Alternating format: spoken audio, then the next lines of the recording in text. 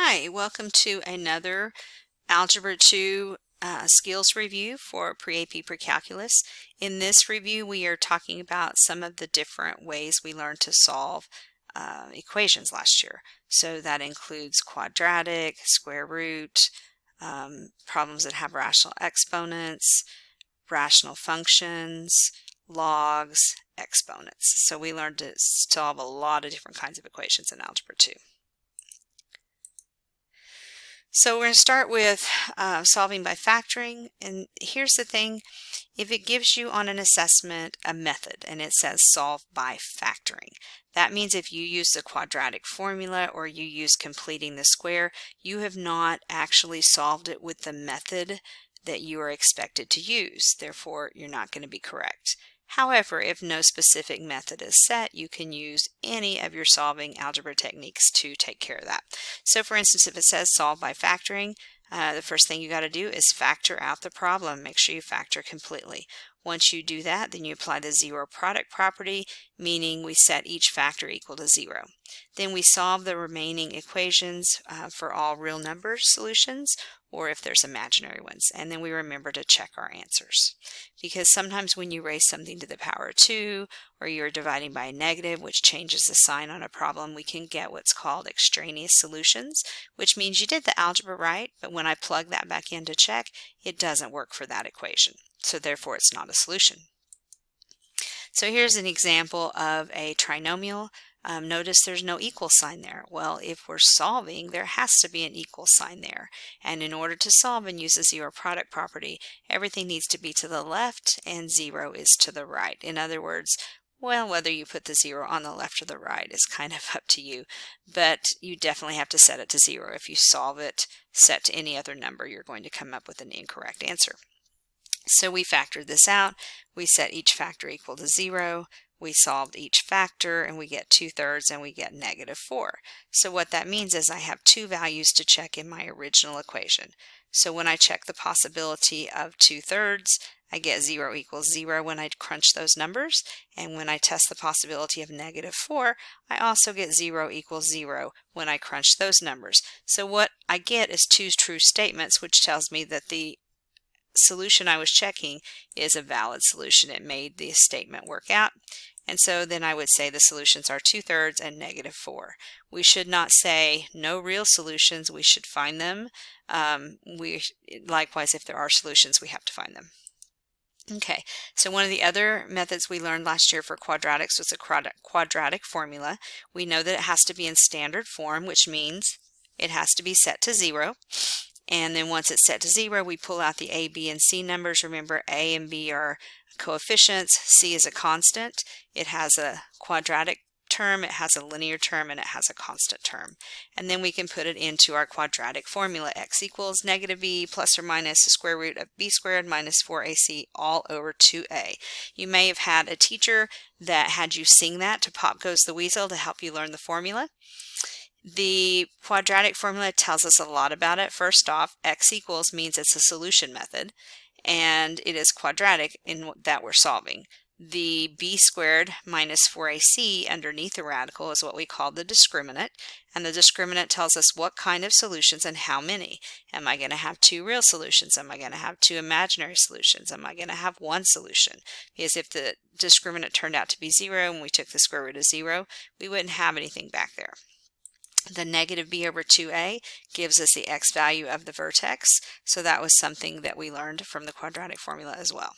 So here we go. We're using the quadratic formula. We want it set equal to 0, so I need to move that 2 over. Once I have it set equal to 0, I pull out my a, b, and c, and I put that into my quadratic formula. So I'm simplifying under the radical first. I have 3 squared, which is 9, and then I have -4 times 1 times -2. So I get 9 plus 8. Be super careful for me, guys. Right under here, oftentimes that's where people make computational mistakes. all based on how many negatives that are there, so just be careful. So when you finish, you get x equals -3 plus or minus square root of 17 over 2. That's the solution, but actually there's two solutions. That's what that plus or minus means. It means you have one solution where you're going to add square root of 17, and it has one solution where you're going to subtract the square root of 17. So that really does represent two things. It's important to understand that for a lot of reasons, but sometimes like multiple choice type assessments will say which of these is one of the solutions. And so you would have to note that that plus or minus could be either one, and you would have to go look for that. Another quadratic formula. When we move the 15 over and set it equal to 0, pull out our a, b, and c, plug it into the quadratic formula, simplify the discriminant, and I get a -24. Well, that is a negative number under the square root. We know that's a big no-no because that's where our imaginary numbers come up. So when we simplify that radical, we're thinking of that as -1 times 6 times 4. And so when we do that, we get square root of 4 is 2, so that comes out of the radical. Square root of -1 is I, so that comes out of the radical right here. The square root of 6 is left underneath. Remember we said the plus or minus means two solutions, so we're thinking of it in terms of this, and I hope that you can see there's a lot of simplifying that can happen there. And so we get x equals -3 plus I root 6 and x equals -3 minus I root 6. It would be perfectly acceptable in most cases for you to leave that as x equals -3 plus or minus I square roots of 6, and being really careful with all of those negatives. Don't drop the negative off at the beginning, and keep in mind it has a plus or minus. Alright, so steps for solving quadratics without a linear term. That means that there's no 2x or 3x in the middle. I didn't go back over completing the square. We can look at that later and look at that when you need it in your classes. But now we need to figure out how to solve a quadratic that doesn't look like a typical quadratic formula problem. So in this case, no linear term means really I'm just solving it like any old equation. I want to isolate x and then figure out what x is. So when I isolate my x term, that means I have x squared equals -16. Well, how do you get rid of the power? You have to do the inverse operation, which means you would take the square root of x squared. And so when you do that, those opposite operations cancel each other out, and you would be left with x equals plus or minus square root of -16. Really important to remember, guys, when you introduce the radical into an equation and it wasn't there before, like in this step, there's no square root up here whatsoever.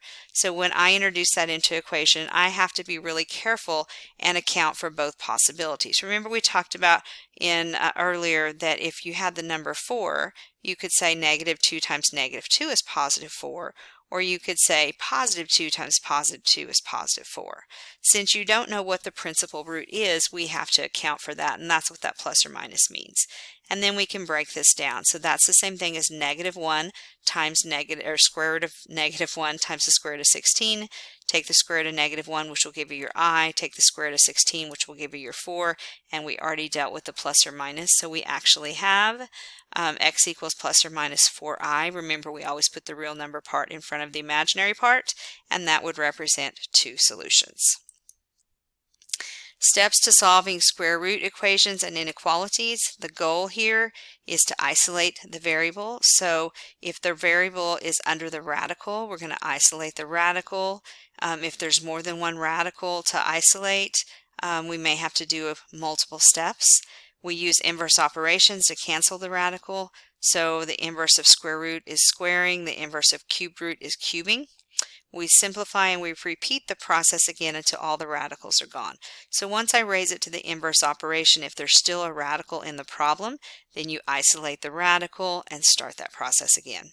Remember that we need to continue to remember to check our solutions for any extraneous solutions because those are not real solutions. All right, so here's an example. This is a fifth root, so the inverse operation would be raising it to the power of 5. So I'm going to raise both sides to 5, and so on the left the inverse root 5 is the inverse to power 5, so I'm going to be left with x plus 8, and 2 to the 5th power is 2 times 2 times 2 times 2 times 2, which is 32. So it started out looking like it was going to be a super complicated problem, but we got rid of the radical very early. So all I need to do now is move the 8 over and solve for x, which is 24. So when I check it, I'm going to put it back into the problem, and I get 24 plus 8 is 32. The fifth root of 32 is 2. That does check.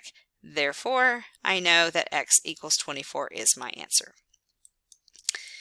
Okay, here's another radical, because there's a lot of varieties in the radical problems, but you can see there's only one radical there, but there's a whole lot of other stuff. I can't raise it to the inverse power until I isolate the radical. So first off, I'm going to move the 8 over, and then I'm going to divide by 2, and I finally get down to the radical by itself. So it is root 2, which means its inverse power is raising it to the power of 2.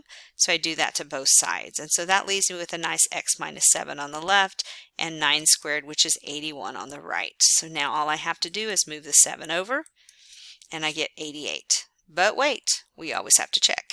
So when we check it, I'm plugging the 88 in right here where the x is. And so I have 88 minus 7, which is 81. The square root of 81 is 9. 2 times 9 is 18. Negative 8 plus 18 gives me 10. So I know it checks out. Therefore, I know that the answer or solution to this problem is x equals 88. Okay, here's one last radical problem. In this case, do you see how the radical is already isolated? Good. Okay, we're going to square both sides to get rid of the radical. And then on the left, remember that's x plus 1 times x plus 1. Please don't tell me that's x squared plus 1. You do not have any properties that allow you to distribute into an addition problem. That means there's physically 2 of them.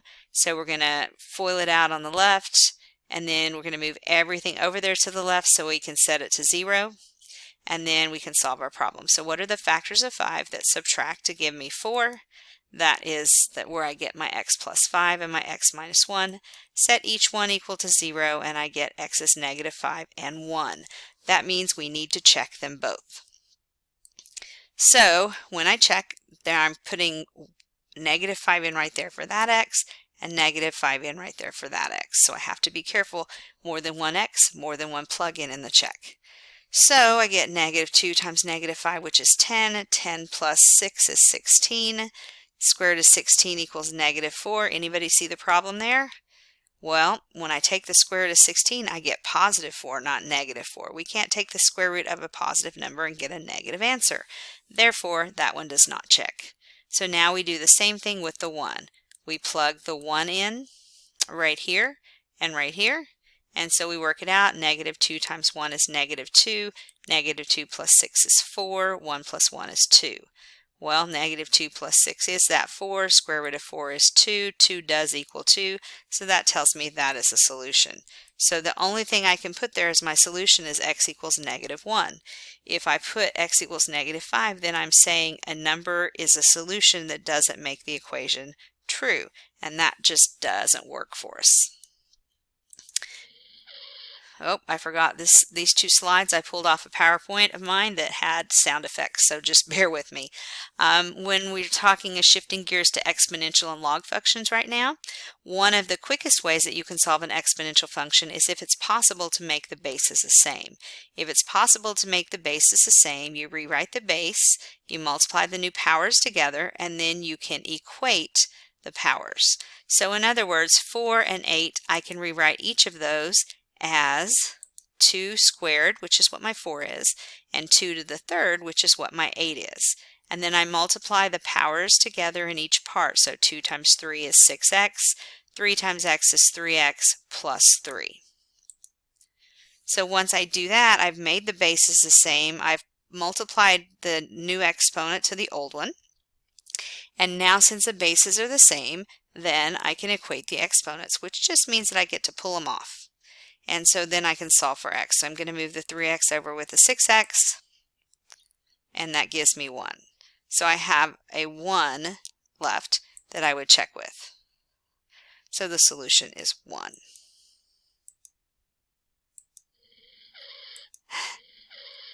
All right, that was the last piece of the sound effects there, guys. So this is talking about the checking that 1 that we just got. So we put the 1 back up into the power. 3 times 1 is 3. 1 plus 1 is 2. So I get 64 equals 64, so that lets me know that my 1 does check out, and that would be my answer.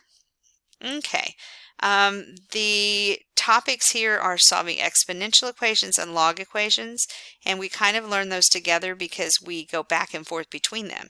In other words, if we're solving an exponent and we can't make the bases the same, then we're going to isolate the base and turn it into a log equation. If I'm in a log equation and I can isolate the log, then maybe I can flip it into exponential. So what this slide does is to talk about the two things. So if it starts in exponential form, then if the variable is in the exponent, we isolate the power. That means the base and its exponent, don't split them up. We're going to convert it to log form. Then we're going to isolate the variable and use the calculator to solve. Please remember, when you go to the calculator, you should have already isolated x and got it all by itself using your fantastic algebra skills, and then you go to the calculator. Don't do it in steps, because most of the time people get it wrong because they're punching the wrong thing. Okay, so if we have the problem as starting in log form, that means if the variable is in the log itself, in the argument, then we're going to isolate the term that has the log. We're going to convert it to exponential form. Then we're going to isolate the variable and use the calculator to solve. And again, remember, do not use the calculator before isolating the variable. Remember to show your steps. All right, so here's an example, and we're going to solve the equation, and we're going to round our final answers to the nearest thousandths. Just remember, that's the standard for any problem in a pre-AP math class. All right, so I have 15 equals 3, 2 to the 4x plus 1.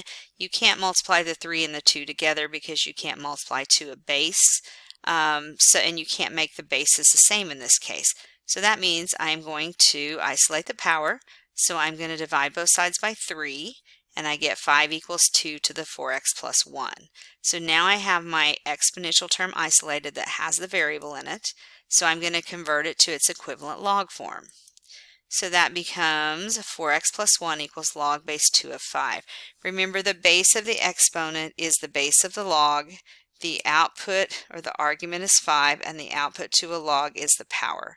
So it's a power equals log base of the exponent 5. All right, so we're going to isolate the x to solve for it, which means we're going to move the 1 over and then divide by 4. And now that I have it isolated, then I can go into my calculator, use the template on the graphing or the TI-84 calculators, and you can actually type it in just like it looks.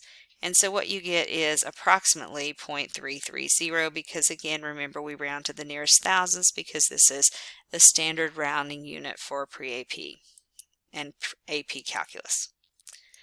All right, always remember to check your answer. If you were using your calculator to get to this point, I would expect to see these steps on your paper, and then you go to your calculator once you get here. So you can definitely use your calculator to check as well. So this is an example where we're solving the equation and the variable is in the log. So the argument of the log is right here. The variable is in that log. So I need to isolate the log term, which means I'm going to divide both sides by 2, and now I have 9 equals log base 4 of negative 2x plus 3. So once I have the log isolated, then I'm going to convert it to exponential. So remember, the base of the log is the base of the exponent. The output to a log is the power. So it's going to be 4 to the 9th equals negative 3x plus 3. And we'd definitely be using our calculator here because those are big numbers. We want to get x by itself, so I'd move the 3 over, then I'd divide both sides by negative 2, and I would enter it into the calculator just like that. 4 to the 9th power minus 3 over negative 2. Let the calculator do the work for you. So we get this answer, and then we would definitely check it, but because we have our calculator to do the problem, we would also have our calculator to check the problem, so that shouldn't be an issue. All right, rational equations. I have a couple of examples of rational equations, and then we're finished. So one more topic here, guys. All right, so if you're solving a rational equation, that means equations that have fractions in them, but variable can often be in the fraction. So in other words, I have it down here. So you kind of have to remember that LCD thing, making the least common denominator. This has a factor of 5 in it, so 2 times 5 gives me the 10 and the 5 and the x plus 1.